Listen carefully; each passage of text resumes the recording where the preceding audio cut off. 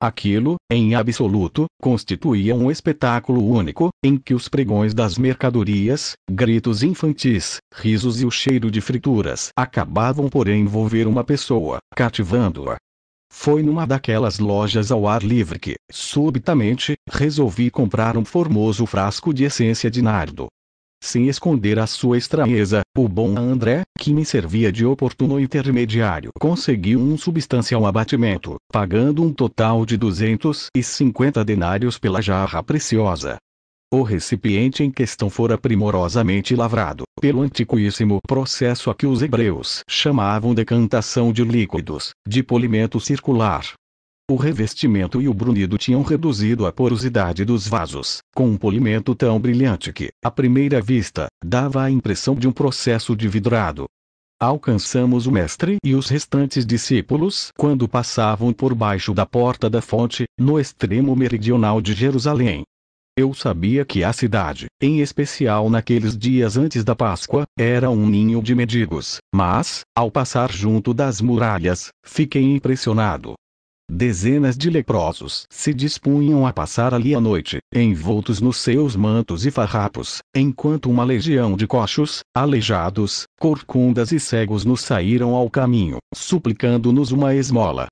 Se não fosse André, que me arrancou sem contemplações, o mais provável é que os meus restantes 150 denários tivessem ido parar às mãos daqueles supostos infelizes.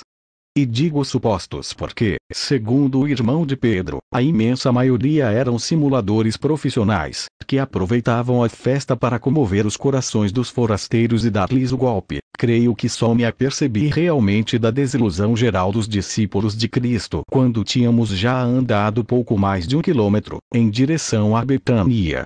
O mestre, silencioso, ia na frente do grupo, puxando pelos 10 com as suas características passadas. Nenhum só abriu a boca em todo o trajeto. Aqueles galileus pareciam confusos, deprimidos e até mal-humorados. Não tardei a deduzir a razão.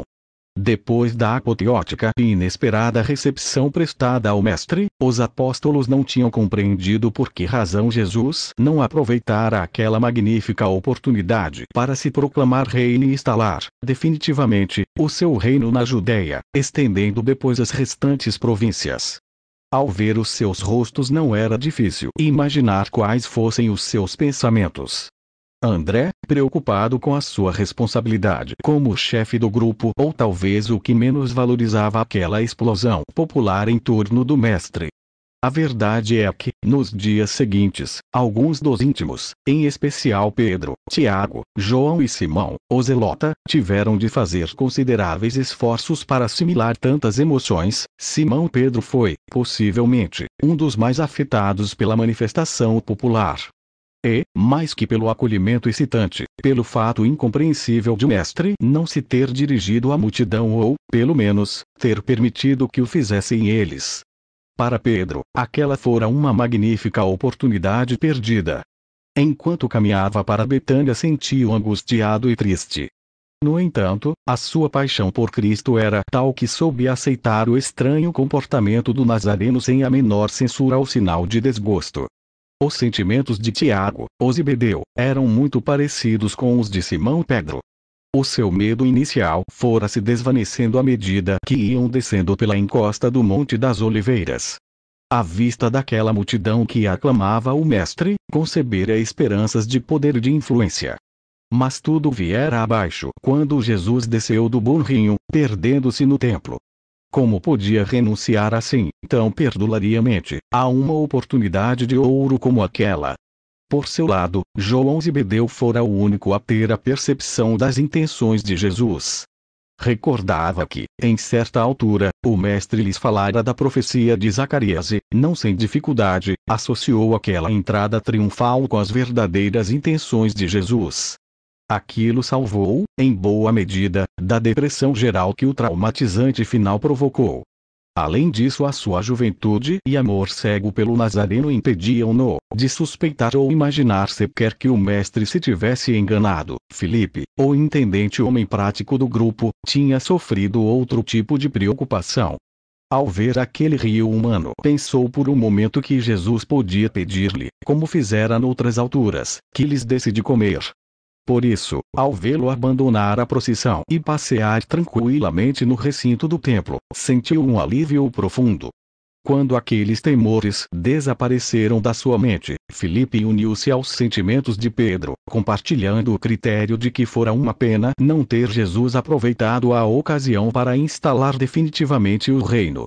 Naquela noite, afundado em dúvidas, para se perguntou muitas vezes que poderiam querer dizer todas aquelas coisas. Porém, a sua fé no Galileu era sólida e não tardou em esquecer as incertezas. Mateus, o homem cauteloso, ainda que de uma fidelidade extrema, ficou maravilhado com aquela explosão colorida em redor do rabi. No entanto, o seu natural ceticismo sobrepôs-se e não tardaria em esquecer aquelas emoções da tarde de domingo. Só houve um momento em que Mateus estava prestes a perder a sua calma habitual. Aconteceu em plena explosão popular, quando um dos fariseus troçou publicamente de Jesus, dizendo: "Olhai todos, vede quem vem, o rei dos judeus em cima de um asno." Estava quase a sair dos eixos e pouco faltou segundo me confessou dias depois, para que se atirasse ao sacerdote. Na manhã seguinte, como disse, Mateus superara a crise geral, mostrando-se tão alegre como sempre. Depois de tudo aquilo, sabia perder e encarar a vida com filosofia. Tomás, como Pedro, continuava aturdido. O seu profundo coração não conseguia encontrar razões para aquele festejo, absolutamente infantil em sua opinião. Nunca vira Jesus numa situação como aquela e isso desorientara-o. Por momentos, o prático e frio Tomás chegou a supor que todo aquele alvoroço só podia obedecer a um motivo: confundir os membros do Sinédrio, que, como todas as pessoas sabia, tensionavam prender o mestre. E não lhe faltava razão. Outro dos grandes confundidos por aquele acontecimento foi Simão, o zelota. O seu sentido do patriotismo levara-o a conceber todo o gênero de sonhos em relação ao futuro político do seu país. Alimentava a ideia de libertar Israel do jugo romano e devolver ao povo a sua soberania. E Jesus, naturalmente, devia ocupar o trono derrubado de David. Ao assistir à entrada triunfal em Jerusalém, o seu coração tremeu de emoção e viu-se no comando das forças militares do novo reino. Ao descer o Monte das Oliveiras imaginou, até, os sacerdotes a simpatizantes do Sinédrio executados ou desterrados. Foi, sem dar lugar a dúvidas, o apóstolo que gritou mais alto e animou constantemente a multidão. Por isso, ao cair da noite, era também o homem mais humilhado, silencioso e desiludido. Tristemente, não se recomporia daquele golpe, mesmo muito depois da ressurreição do Mestre. Com os gêmeos Alfeu não houve problema algum. Para eles, descuidados e brincalhões, foi um dia perfeito. Gozaram intensamente e recordaram aquela experiência como um dia em que mais perto estiveram do céu. A sua superficialidade evitou que neles germinasse a tristeza. Simplesmente, naquela tarde culminaram todas as suas aspirações. Quanto a Judas Iscariotes, nunca cheguei a saber com exatidão quais foram os seus verdadeiros sentimentos. Em alguns momentos pareceu-me notar no seu rosto sinais evidentes de desacordo e repulsa. É possível que tudo aquilo lhe parecesse infantil e ridículo. Como os gregos e romanos, considerava grotesco e desprezível todo aquele que consentisse em cavalgar no asno. Não creio enganar-me ao pensar que esteve quase para abandonar ali mesmo o grupo. Mas, possivelmente, deteve o fato de ser ele o administrador dos bens. Aquilo significava uma permanente possibilidade de dispor de dinheiro e Judas sentia uma especial inclinação pelo ouro. Talvez um dos momentos mais dramáticos para o vingativo Judas se desse pouco antes de chegar às muralhas de Jerusalém. De repente, um importante saduceu, amigo da família de Jesus, aproximou-se dele, dando-lhe uma palmadinha nas costas, disse-lhe: "Qual a razão desse ar de desorientação, querido amigo? Anima-te e une-te a nós, enquanto aclamamos este Jesus de Nazaré, o rei dos judeus, que entra pelas portas da cidade no lombo de um burro." A zombaria deve tê-lo ferido muito fundo. Judas não podia suportar aquele sentimento de vergonha. Isso pode ter sido mais uma razão de peso para apressar o seu plano de vingança contra o mestre.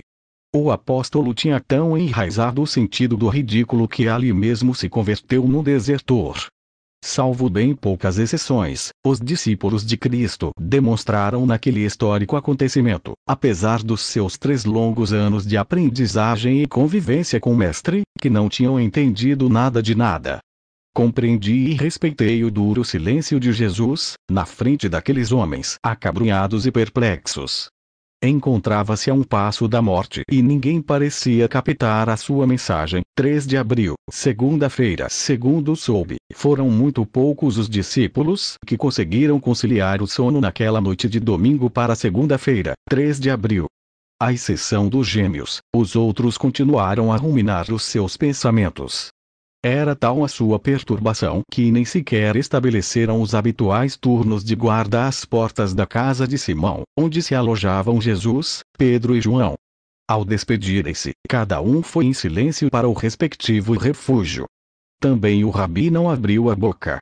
Como era natural, devia conhecer o estado de alma dos seus amigos e, possivelmente, com o objetivo de evitar maiores tensões, preferiu jantar na casa de Lázaro. Apesar da hora tardia, Marta e Maria de novo se desvelaram conosco. Lavaram-nos as mãos e os pés e, na companhia de seu irmão, comemos um pouco de queijo e de fruta. Nem o mestre nem eu tínhamos muito apetite. Durante um bom espaço de tempo Jesus esteve encerrado no mutismo hermético, com os olhos postos nas chamas ondulantes da chaminé. Antes que se retirasse para descansar, pedi a Maria que aceitasse o frasco de essência de nardo que eu tinha comprado naquela mesma tarde na companhia de André.